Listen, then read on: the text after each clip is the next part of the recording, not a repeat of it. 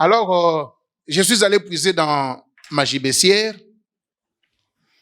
un enseignement que j'avais déjà donné une fois. C'est aussi important de revenir sur certaines choses, mais il y a toujours une touche particulière quand Dieu nous parle, même au travers de ce qui nous avait déjà été dit autrefois. Soyez prudents comme des serpents. Soyez prudents comme des serpents, tel en est le titre. Le titre de ce message. Dieu nous demande à être prudents comme des serpents. Mais je pense que point n'est besoin ici de rappeler que le serpent n'est pas un animal qui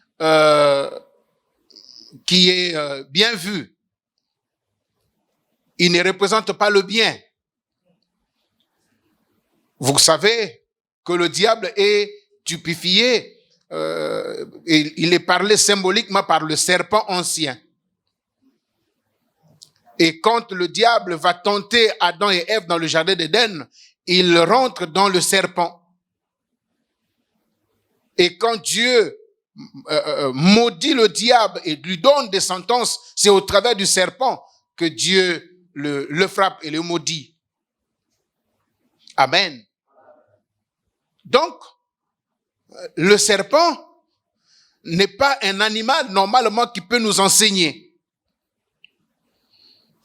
Mais Dieu qui est au-dessus de toutes choses, lui, notre Seigneur qui nous avait dit une fois que les enfants de ces siècles sont plus sages ou plus intelligents vis-à-vis de leurs semblables, c'est-à-dire vis-à-vis de nous. Des fois, les païens sont plus sages que nous, les chrétiens, et nous devons des fois voir comment est définie leur sagesse pour que nous puissions nous en servir, mais dans le sens du bien. Amen.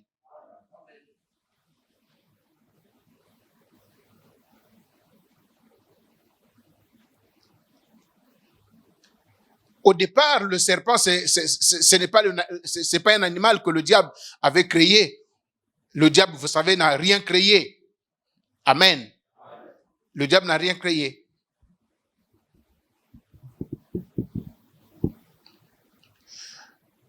Retenez une chose.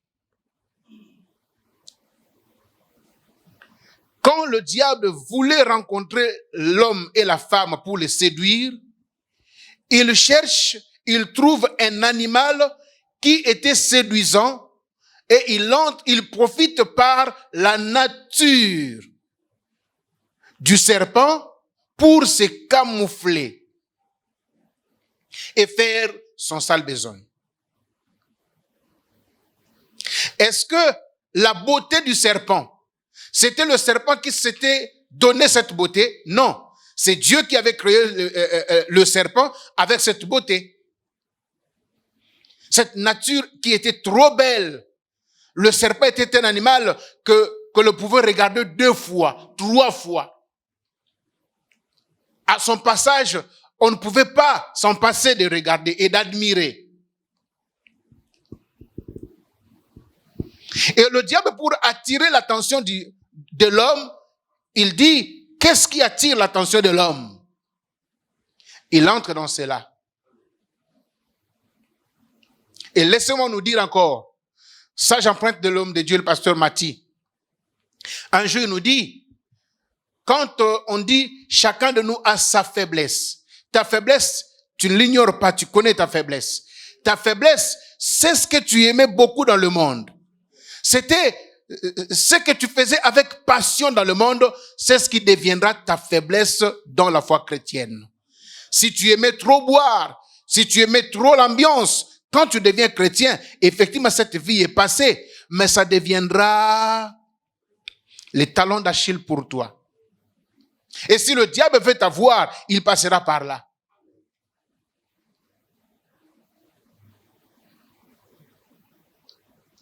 Un frère, dans le monde, il aimait trop de femmes. Et un jour, il y avait une jeune fille qui passait. Le frère, emporté par la beauté, la taille de la fille, il a oublié que non, il était avec les frères, d'autres frères et sœurs qui pouvaient l'observer. Et le frère est resté braqué sur la fille qui passait. Il regardait. Et quand il s'est rendu compte que non, les autres étaient gênés par ses regards, il dit, ah, quand nous étions dans le monde, ça là. Il en fait une blague, mais les autres ont compris que non, c'est son point faible. Donc il faut garder le frère et la privacy là où il y a des sœurs. Amen. Donc le diable, s'il veut te tenter, il passera par ça. Il va bien embellir. Et d'ailleurs, Dieu peut te donner un talent qui profite aux femmes, mais attention. Le diable aussi passera par là pour te détruire, te déstabiliser. Tu es intelligent. Avant même que tu ne deviennes chrétienne, tu étais intelligent. Attention, par ton intelligence, le diable peut t'écarter de la voie du Seigneur. Et quand tu deviens chrétien, tu es maintenant en Christ, tout le monde dit, ah, tu es intelligent, tu es intelligent. Et du coup, ça commence à te donner la tête, les épaules, les ailes. Et puis un jour, sans le savoir, tu deviens un orgueilleux à cause de ton intelligence. Le diable rentre par là. Nous devons faire attention. C'est pourquoi l'apôtre Paul nous dit, examinez vous-même pour savoir si vous êtes dans la foi. Il faut à chaque fois s'auto-examiner pour voir est-ce que je suis toujours là, est-ce que je ne m'écarte pas, est-ce que, vous savez, avec la vie qui nous exige beaucoup de choses dans ces derniers temps, alors on est plutôt emporté à faire beaucoup de choses pour s'amasser, pour se garantir, et on a peu de temps pour s'examiner. Alors il faut faire attention.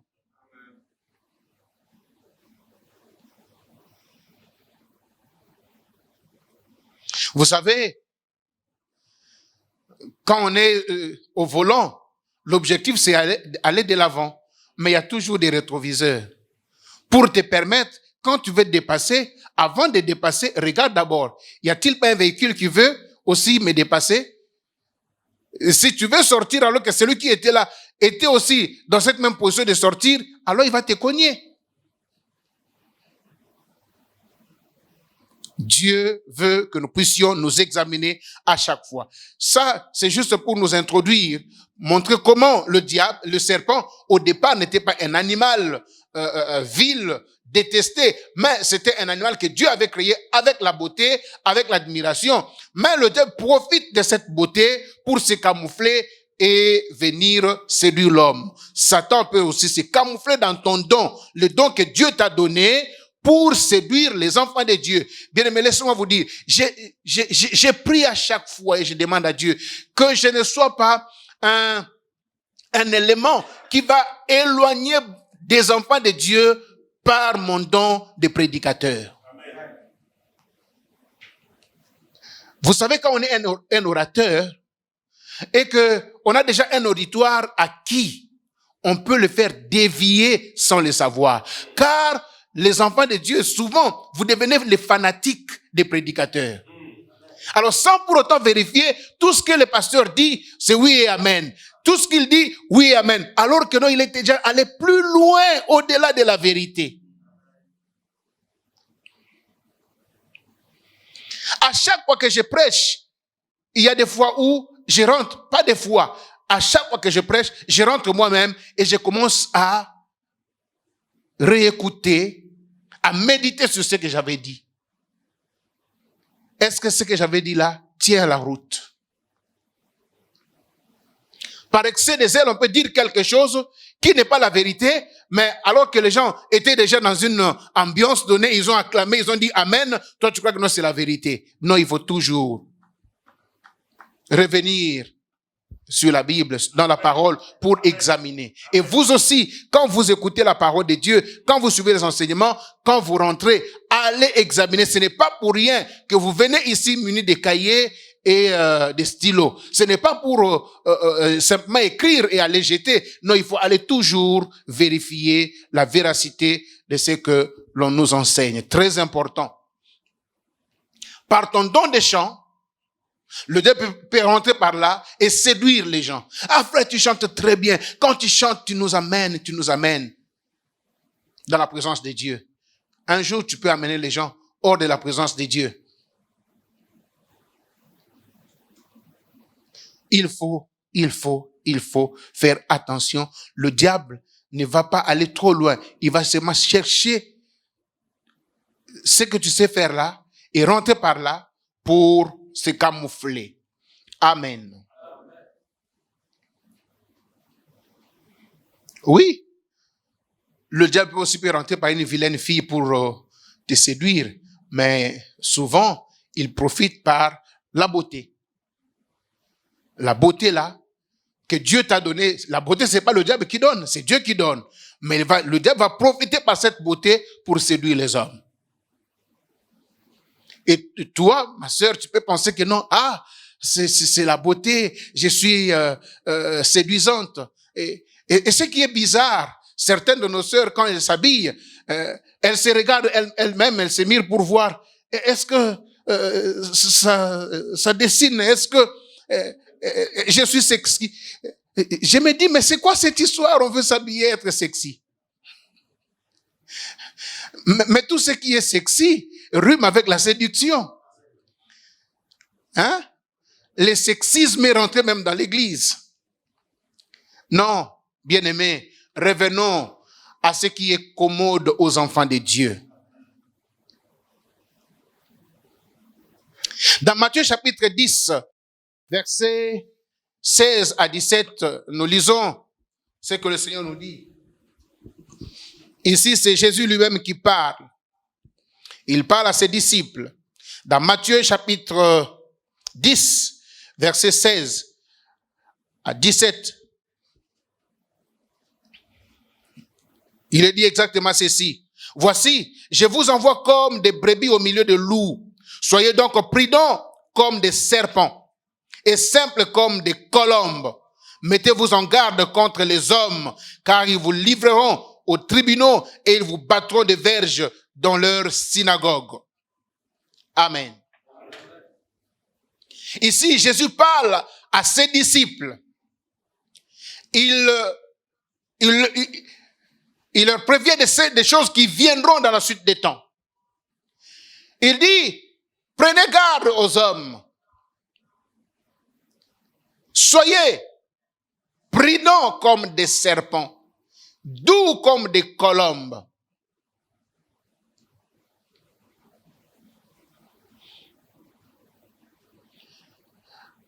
Donc, il y a deux qualités ici, la douceur des colombes et la prudence des serpents. Or, la colombe, c'est facile, il représente le Saint-Esprit. Or, quand on voit le Saint-Esprit, nous voyons les fruits de l'Esprit. Mais quand on voit le serpent, on voit quoi? Donc, je mets de côté la douceur de la colombe, Dieu permettant, on en parlera plus tard. Mais nous voulons ce soir nous attarder sur la douceur, plutôt la prudence des serpents. La prudence des serpents. Le serpent qui n'est pas un animal, qui symbolise le bien dans le christianisme, mais Dieu nous envoie à imiter la prudence du serpent. Retenez une chose, la prudence n'est pas un des caractères de dons spirituels. Ce n'est pas un élément de fruit de l'esprit. C'est ce que j'ai dit. La prudence n'est pas un des éléments de fruit de l'esprit. Quand nous lisons la Bible où on parle des fruits de l'esprit, on ne parle pas de la prudence. La prudence n'est pas comprise parmi les 9 fruits de l'esprit.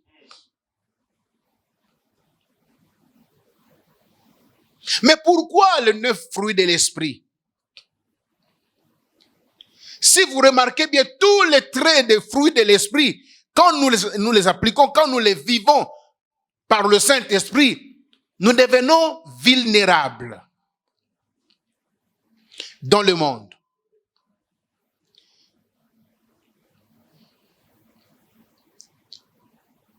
La douceur, la patience, l'amour, la bénignité. Quoi encore? Hein? La paix? Quoi? La joie, la fidélité. Alors, quand vous voyez toutes ces choses-là et que vous les viviez effectivement, vous serez... Le monde n'aime pas les gens qui sont doux. Le monde n'aime pas les gens qui sont patients. Le monde aime ceux qui lui ressemblent. La violence, la dureté, oche. Hein? L'épreuve de force. Quand il crie, toi aussi tu cries, il a maintenant un peu de réserve. Or, nous, en tant qu'enfants de Dieu, quand Jésus a dit, si quelqu'un te demande de faire 1000 pas, fais-en 2000 avec lui. S'il prend ta tunique, donne-lui aussi quoi? Ta robe. Il te donne la gifle à la joue gauche, donne aussi la joue droite.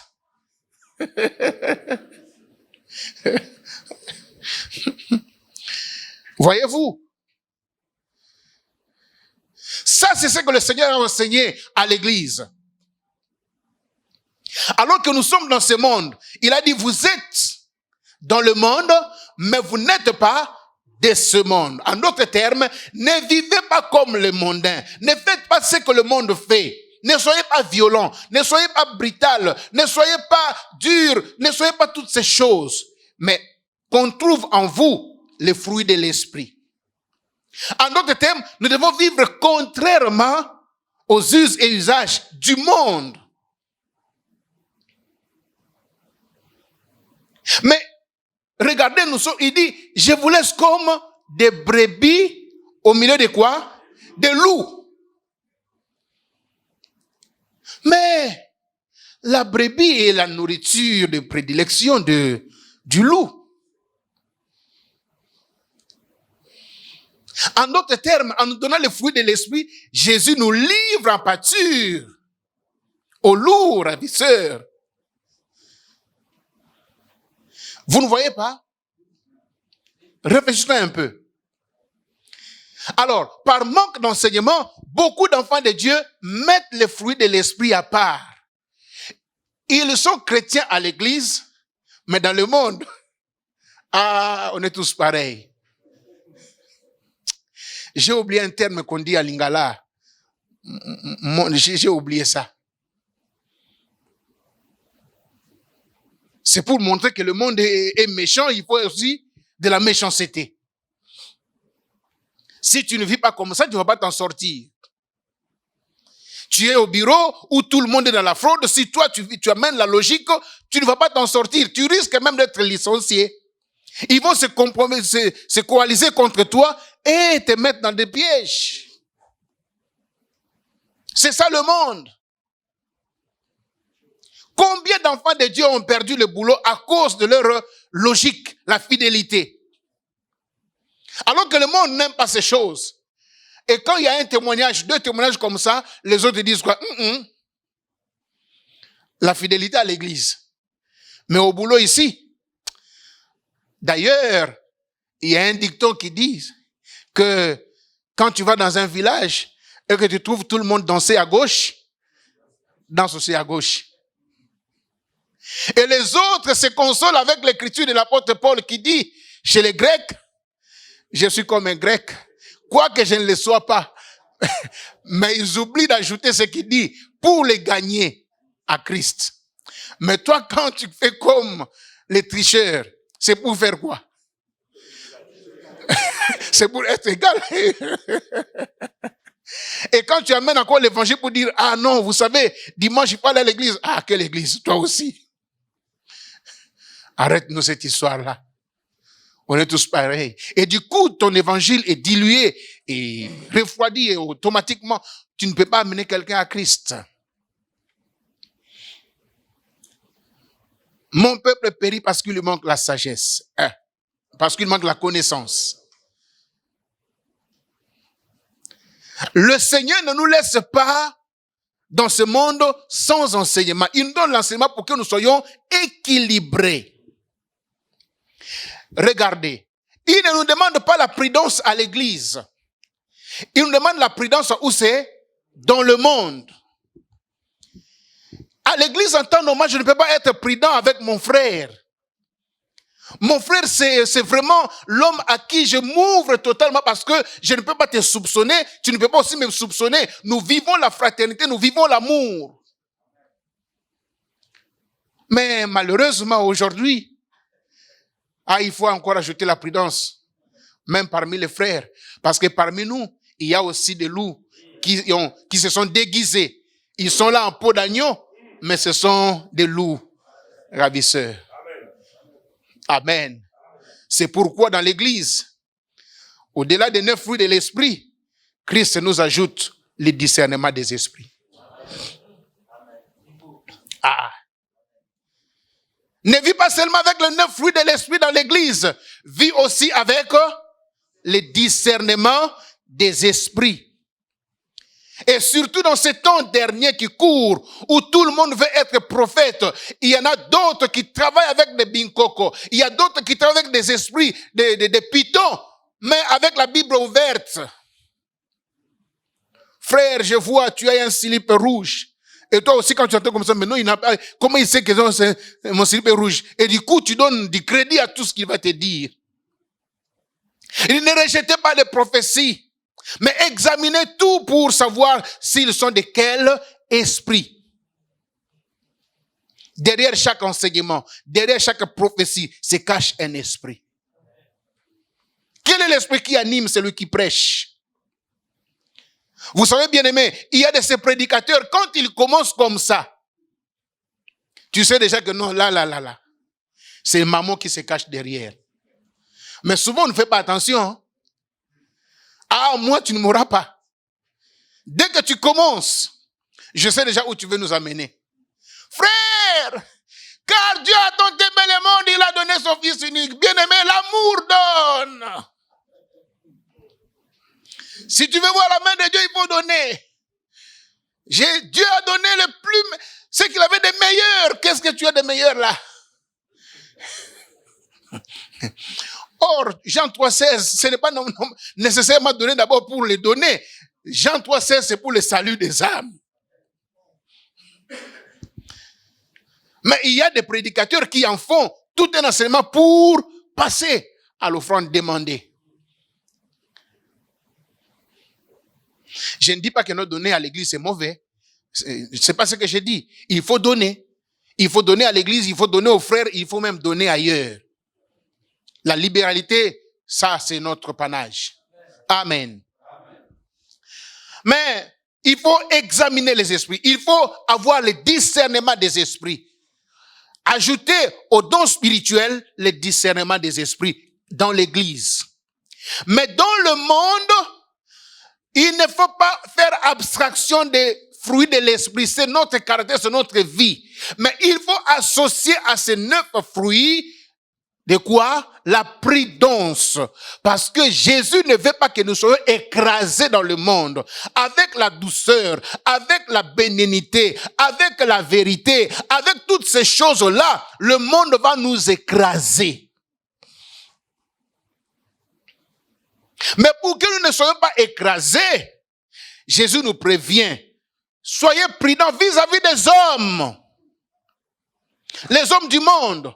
Je sais déjà que non, cet homme-là, il a des intentions bizarres vis-à-vis de moi. Mais qu'est-ce que j'ai fait? Je vais aller me donner comme ça? Parce que Jésus avait dit, si on te tape à gauche, donne à droite. Non.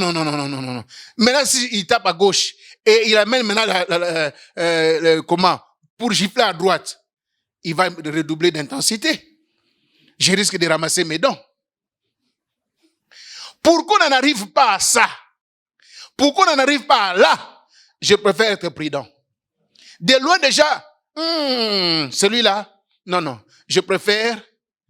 La Bible nous dit, un homme prudent ou un homme sage voit le mal de loin et il fait quoi?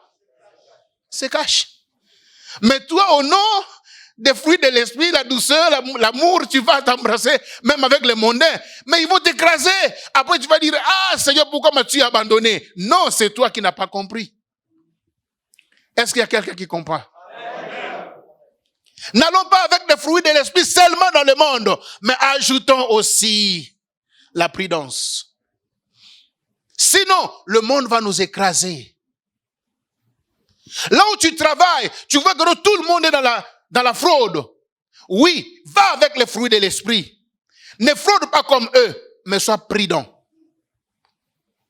Avant que tu ne tombes dans leur piège, contourne le piège, mais par contre, fais en sorte que c'est eux qui tombent dans leur propre piège.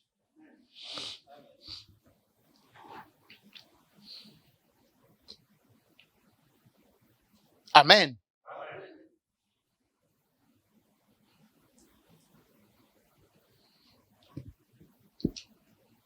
Beaucoup d'enfants de Dieu se sont compromis dans les choses du monde à cause de ça.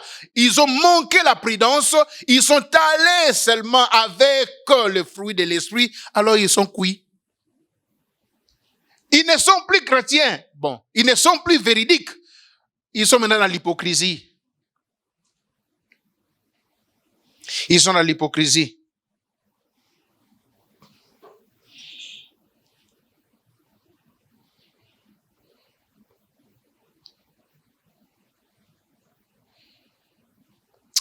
Amen. Amen.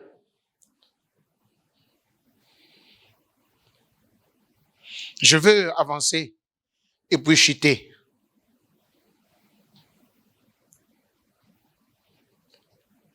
Lisons d'abord ce passage parlant de la prudence. Proverbe chapitre 10.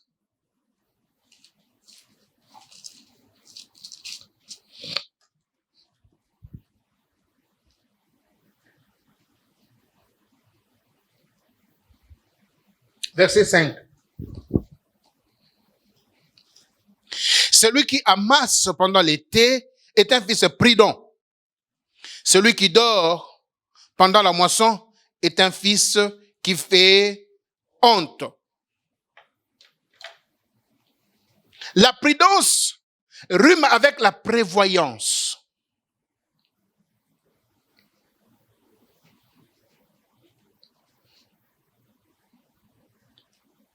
La prudence rime avec la prévoyance. Celui qui est prudent est un prévoyant. Si tu n'es pas prévoyant, tu n'es pas prudent.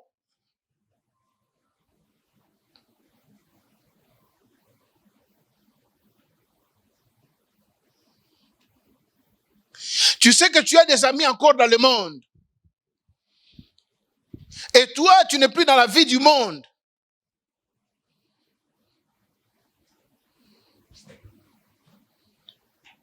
Et vous avez encore des réunions de mutuelles. Banapoto, mutuelle Banapoto. Or, tous les Banapoto là sont des païens. Et tu sais que non, quand vous y allez, c'est pour boire, manger et à la fin, 2 à 2. Mais parce que tu ne peux pas aussi couper les ponts brusquement, brutalement, alors sois prévoyant. Tu dis, je serai avec eux, on va manger, je vais prendre mon jus, et avant qu'on arrive à la fin, je vais me lever et partir. Je vais m'excuser. Non, j'ai une course, ou j'ai un rendez-vous, j'ai ceci, j'ai cela. N'attends pas jusque là où ça se gâte. Par exemple,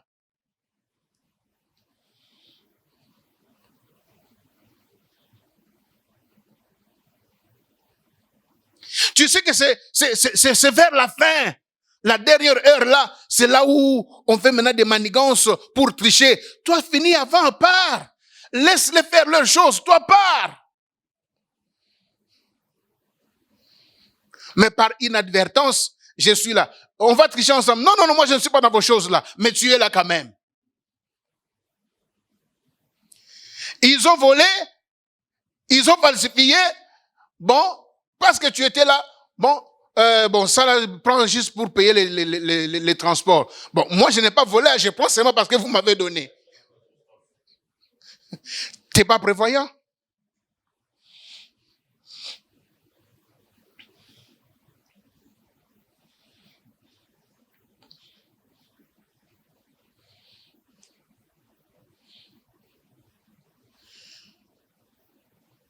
Il y a un homme qui veut de toi, ma sœur, et tu te dis, bon, moi je vais le gagner.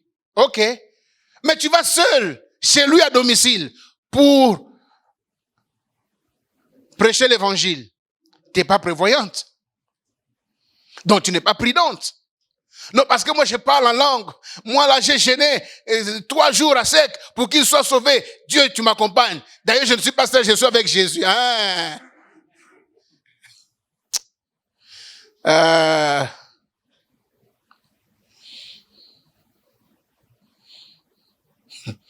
Il y a une église. Au début du réveil, le pasteur dit, bon, nous allons maintenant aller chez les païens. Il dit, c'est un coin là, un coin chaud, la nuit, les hommes sont là pour chercher des prostituées. Lui, il fait quoi? Il habille très bien ses sœurs. Ne vous habillez pas comme des sœurs en Christ, mettez aussi des mini-jupes. Allons là-bas. Il y a des sœurs qui sont là-bas, mais de loin, il y a des frères qui sont là pour attendre. Dès que un païen s'approche d'une sœur, il commence à la draguer, et les frères viennent, ah mon frère, toi aussi vraiment, regarde, on prêche l'évangile. Mais la stratégie là n'avait pas tenu la route. Hein. 3 mois après, on a constaté que nos 5 des sœurs étaient grosses. Tout s'est passé seulement là. Ils n'étaient pas prévoyants.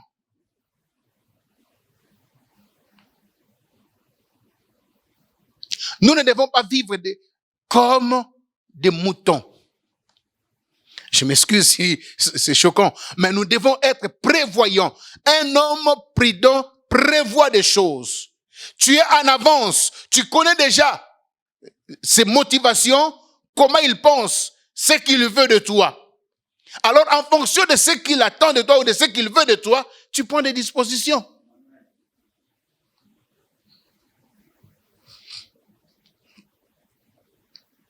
Moi, ça c'est moi je n'emprunte jamais à quelqu'un. Jamais. Si tu viens me voir, non, frère, aide-moi, donne-moi 50 000, à la fin du mois je vais restituer. Si je te donne, pour moi, je t'ai donné. Même quand tu ne reviendras pas me donner, je suis tranquille parce que je sais que non, j'ai fait quoi? J'avais donné. Mais toi-même, vis-à-vis de ta conscience, tu t'es éliminé d'office. Quand je sais que je n'en ai pas pour donner, je ne donne pas. Ça, c'est moi. Je ne dis pas que non, que vous soyez tous comme moi. Non. Mais vous êtes conséquent.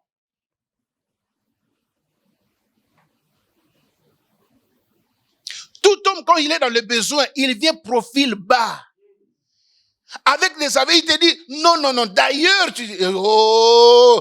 avant même la fête, non, je vais, donne seulement. Oh frère, tu vois, non, après, non, après, même toi aussi qui prie, tu fais comme ça. Ah bon? Amen. Et après, tu vas dire, non, moi je quitte l'église parce que les frères là sont moins sérieux. Non, c'est toi qui n'étais pas prévoyant.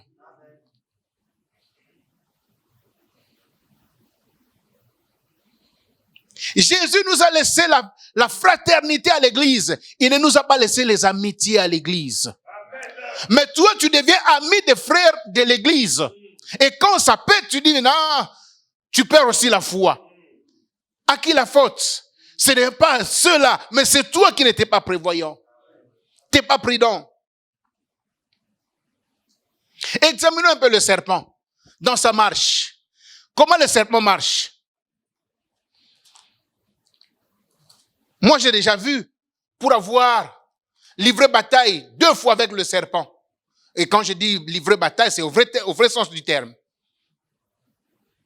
Et j'ai combattu avec un serpent chez moi dans ma maison. Beaucoup de frères qui ont commencé avec nous l'église connaissent le témoignage. Mamba noir, un serpent venimeux. Il m'a lancé par 3 fois le venin, face à face.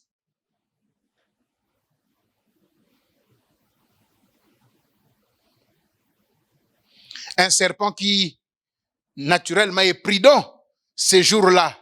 Bien aimé, il ne faut pas négliger la prière. Hein? Ah, il ne faut jamais négliger la prière. J'étais allé au coin pour acheter le pain. Je rentre à la maison. À l'époque, ma femme et mes enfants passaient la nuit à l'église le week-end. Et samedi, ils étaient restés à l'église. Et dimanche, moi, je les rejoignais. Et c'était dimanche matin. Je me dis, et d'habitude, aujourd'hui, je peux dire 2004 jusqu'aujourd'hui, ça fait combien d'années? 16 ans. Donc 16 ans que dimanche matin, je ne mange pas. Je ne mange que après le culte. Ce n'est pas... Non, c'est venu comme ça. C'est une habitude qui est venue comme ça. C'est après le service que je mange. Mais curieusement, ces jours-là, j'ai eu faim. Je me suis dit, non. Avant d'aller, je préfère prendre un petit déjeuner. J'achète le pain. J'arrive à la maison. Et la nuit, bon, ma femme était partie avec les enfants humains. Mais j'avais passé la nuit avec des enfants animaux, des souris. Toute la nuit à la maison, les souris montaient, descendaient, trop de bruit. Comme j'étais fatigué, j'ai dormi. Et le matin, j'ai pas racheté le pain. Quand je reviens, j'ouvre la porte, j'entre et je regarde dans la cuisine. La porte était ouverte. Je regarde comme ça. Un fil noir qui s'était étalé sur des bidons agencés comme ça. Il y avait au moins 5 bidons. Donc, il logeait le 5 bidons et la queue de l'autre côté, la tête dans l'assiette qui contenait de l'eau à l'intérieur. Ah, je regarde comme ça là. Je dis, ça c'est quoi? De couleur noire, mais ça brillait tellement. J'ai dit, non, ça c'est pas un fil. C'est le serpent. Gros comme ça. Il mesurait au moins 1,5 mètre. Je n'avais pas de choix. Je n'avais que ce jour-là. Et avant d'aller à l'église, parce qu'après le culte, je devais revenir avec la femme et les enfants à la maison. Mais je reviendrai avec ma femme et mes enfants, sachant que non, il y a un ennemi à l'intérieur. Je serai lâche. J'ai dit, je dois livrer bataille. En un quart de tour, j'ai dit, Seigneur, aide-moi à tuer ces bestioles. C'était la prière que j'avais faite. J'enlève les babouches des pieds pour que je ne fasse pas trop de bruit. Malgré ça, et le battement du cœur. Même si tu es là-bas, tu entends comment mon cœur bat. Malgré que j'étais pieds nus, mais ça faisait quand même du bruit. Je dépose le pain sur la table. Je reviens, je prends la pelle et je commence à avancer tout doucement. Mais le battement du cœur me trahissait. Ça faisait du bruit. Mais comme j'avais dit, Seigneur, aide-moi à tuer ces bestioles. Le serpent qui, au moindre geste, il est déjà aux aguets, mais ce serpent est resté la tête plongée dans l'eau. J'avance. À un moment donné, je me suis dit, ce n'est pas le serpent. Je regarde comme ça, je dis, oh, c'est lui. Je soulève, je donne un coup. Et je rate.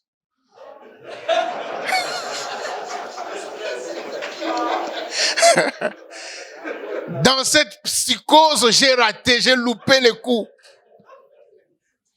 Et vous savez quoi? J'ai damé le bidon. J'ai déchiré le bidon. L'eau commençait à jaillir dans la cuisine.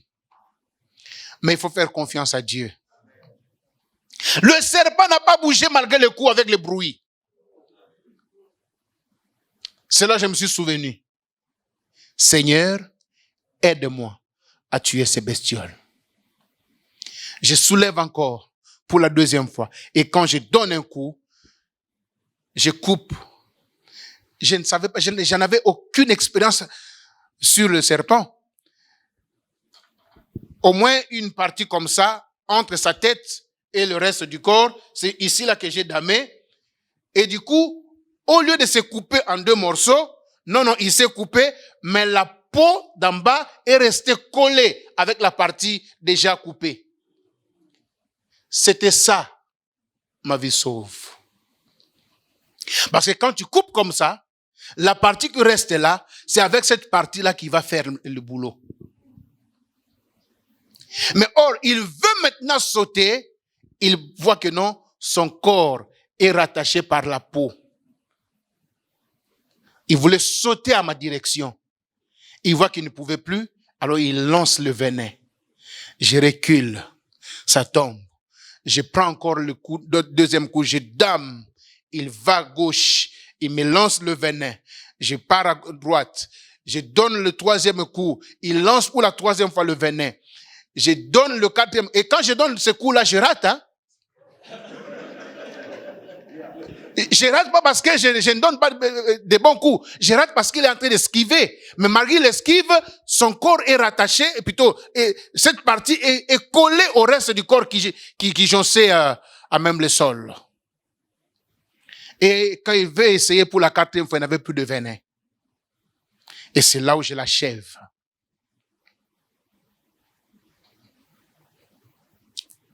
Le sang giclait partout.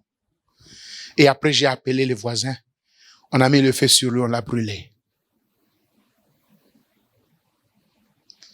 Mais de par la nature, le serpent est prudent. Comment le serpent marche? Ou rampe, hein? À quelque distance ou à chaque déplacement, il élève la tête et il regarde. À gauche, à droite. Il guette. Il avance, il élève la tête. C'est comme ça que le serpent marche. C'est ça, sa prudence. Quand on dit soyez prudents comme le serpent, on veut nous dire ne marchez pas seulement la tête basse. À chaque pas, relevez la tête, observez le mouvement du ciel. Comment ça se passe? Car tu ne peux savoir les dangers qu'en relevant la tête. Oh, la Bible nous dit, dans Luc chapitre 21, verset 28, c'est le Seigneur qui parle. Le soleil changera. Il y aura des signes dans la lune, les étoiles. Et il y aura des événements tragiques. Des nations auront la psychose. Et les hommes vont mourir de par ces événements en attendant la suite des choses. Maintenant, quand vous verrez ces choses, relevez vos têtes au ciel, car votre délivrance est proche. N'est-ce pas, c'est le temps que nous vivons? Lisons. Luc chapitre 21, notre passage, c'est verset 28. Mais lisons à partir du verset 25. Il y aura des signes dans le soleil, dans la lune et dans les étoiles. Et sur la terre, il y aura de l'angoisse chez les nations qui ne sauront que faire au bruit de la mer et des flots. Les hommes auront dans l'âme de la terreur dans l'attente de ce qui sera la suite. pour la terre, car les puissances des cieux seront ébranlées. Alors, on verra le Fils de l'homme venant sur une nuée avec puissance et une grande gloire. Verset 28. Quand ces choses commenceront à arriver, quand ces choses commenceront à arriver, redressez-vous, levez vos têtes, parce que votre délivrance est proche. Quand ces choses commenceront à arriver, ce ne sera pas encore la fin, ce ne sera pas encore la totalité, ce ne sera pas encore le point culminant, mais ce sera le commencement. Ne vivons-nous pas le commencement de ces choses? Rien que par cette pandémie qui terrorise le monde, tout le monde est resté chez lui à la maison. Pendant au moins combien de mois tout le monde était à la maison? Restez chez vous, restez chez vous, restez chez vous. Il n'y a plus de vie. Il y a la peur, la psychose gagne le cœur des gens. Des nations même. Les frontières bloquées. Pas de trafic. Mais comment vivent les enfants de Dieu? Et maintenant qu'on a déconfiné, alors tout le monde attendait le déconfinement. Tout le monde attendait le déconfinement. Pour faire quoi? Pour rattraper le temps perdu. Hier, j'étais en train de parler avec certaines personnes qui me disent, pasteur, tu ne peux pas comprendre, pendant ces temps, comment les hôtels sont remplis. Quoi? Mais c'est pas possible. C'est comme si les gens attendaient seulement le déconfinement. Et d'ailleurs, on nous fait comprendre que même pendant le confinement là, il y avait certains hôtels qui fonctionnaient.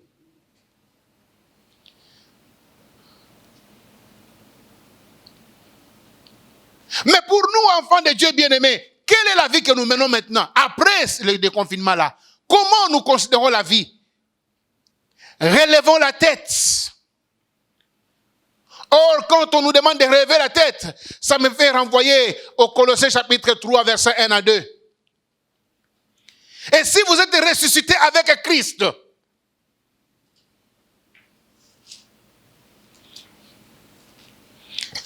qu'est-ce que l'apôtre nous demande de faire?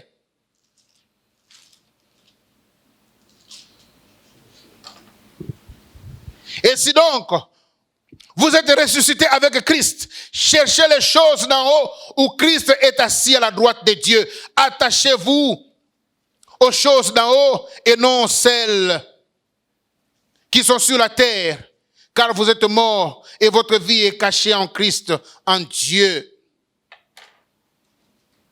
Il y a encore des enfants de Dieu qui sont préoccupés aux choses de la terre.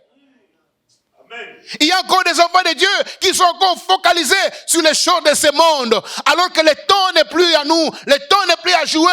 Le temps est pour nous de relever la tête, d'être prudents pour regarder ce qui se passe. Et nous affectionner aux choses célestes. Quand on nous demande d'être prudents comme les serpents, Jésus voulait qu'à chaque fois, à chaque pas que nous allons mettre dans ce monde, que nous ayons la tête levée pour regarder le ciel, d'où nous viendra le secours.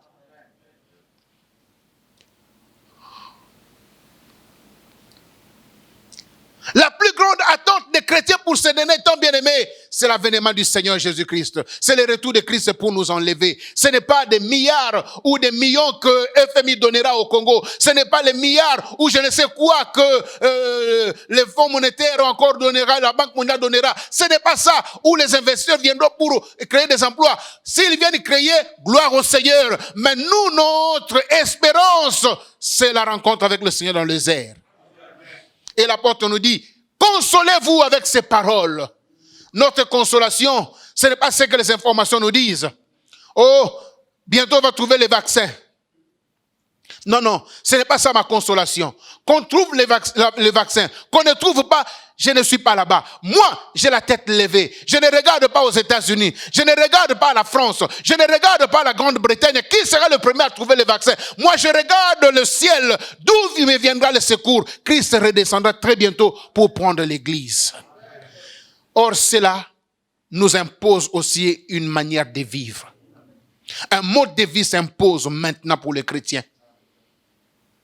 Depuis que l'évangile nous a été annoncé et jusqu'à maintenant, nous ne sommes plus proches du retour du Seigneur que lorsqu'on nous avait enseigné la parole de Dieu.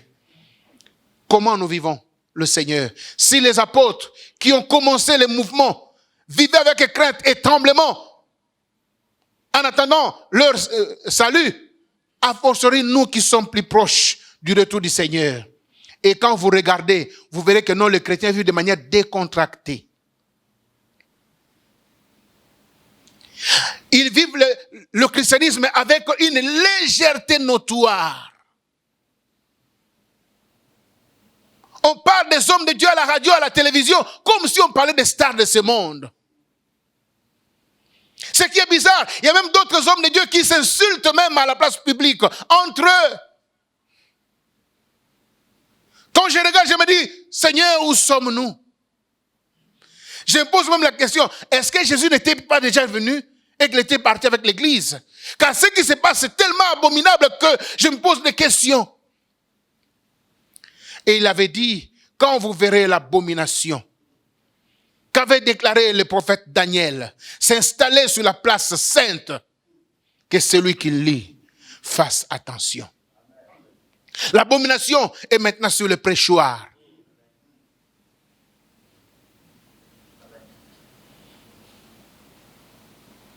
Église, le Seigneur est à la porte. Relevons nos têtes. C'est ça la prudence que le Seigneur voulait pour nous. La prudence, ce n'est pas de garnir nos comptes en banque. Parce que bientôt, il y aura la pandémie encore, il y aura des choses, il y aura des crises. Si on peut le faire, gloire au Seigneur. Mais la prudence dont a parlé le Seigneur consiste à lever la tête et à regarder le ciel d'où Christ reviendra. Or, lever la tête nous impose un style de vie, de consécration. Et aussi de la sanctification. Prions que le Seigneur nous aide. Alléluia.